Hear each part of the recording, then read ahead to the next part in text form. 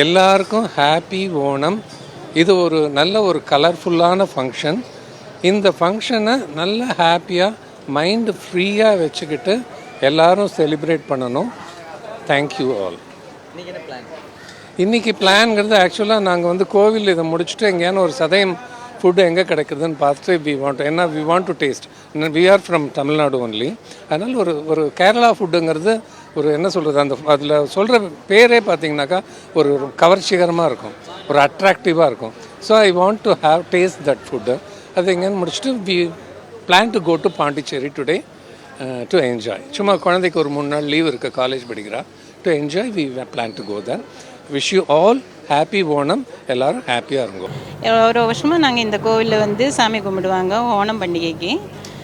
எல்லாம் நல்லபடியாக நடக்கணும்னு சொல்லி கடவுளை வேண்டிட்டு நாங்கள் பண்ணுவாங்க.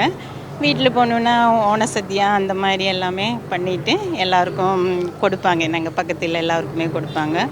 பாயசம் 4 கறிகள் அந்த மாதிரி எல்லாம் வச்சு நாங்கள் சாமி கும்பிட்டு எல்லாருக்கும் கொடுப்பாங்க. சந்தோஷமாக இருப்பாங்க.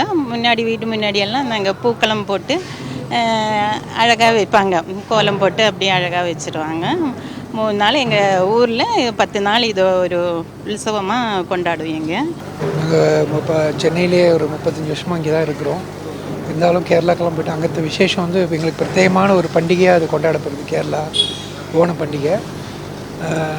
நாங்கள் ஒவ்வொரு வருஷமும் இந்த கோயிலுக்கு வந்து மகாலிங்க ஐயப்பன் கோயிலுக்கு, குருவாயூரப்பன் கோயிலுக்கு வந்து தரிசனம் பண்ணிவிட்டு நல்லா பிரார்த்தனை பண்ணிவிட்டு எல்லோரும் நல்லா இருக்கணும், குடும்பத்தில் எல்லாருக்கும் சேம சௌக்கியம் இருக்கணும்னு சொல்லி பிரார்த்தனை பண்ணிவிட்டு இங்கேருந்து போயிட்டு வீட்டில் விசேஷமாக இந்த பூவால் அலங்காரம் வீட்டு முன்னாடி அலங்கரித்து கோலம்லாம் போட்டு, அது முக்கியமாக மகாபலி ராஜாவுடைய பிறந்தநாள் விழா மாதிரி அது.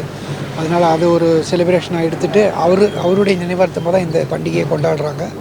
அதனால் வந்து மகாபலி சக்கரவர்த்தின்னு அவ்வளோ பிரதானமாகப்பட்ட ஒரு தெய்வம் கேரளாவில். அதுவும் இல்லாமல் எல்லாருக்கும் நல்ல விசேஷமான நல்ல ஒரு மகாபலி ராஜாவில் இருந்தது கேரளத்தில் ஆண்டது. அது நல்ல ஒரு இதுவாக இருக்குது. அதனால தான் அந்த நினைவாக தான் இந்த ஓண பண்டிகையை செலிப்ரேட் பண்ணுறோம். அதுவும் கேரளாவில் பிரத்யேகமாக 10 நாள் நல்லா கொண்டாடுவாங்க. அத்தம் என்ற நாள்லேருந்து 10 நாள் பூ கோலம் போட்டு நல்லா விசேஷமாக கொண்டாடுவாங்க. இதே செலிப்ரேஷன் இங்கேயே சென்னையிலையும் நல்லா எல்லாம் செய்வாங்க. அதே மாதிரி எல்லாருக்கும் நல்ல வேண்டிக்கிட்டு ஓண ஆசம்சைகள் ஓண வாழ்த்துக்கள்.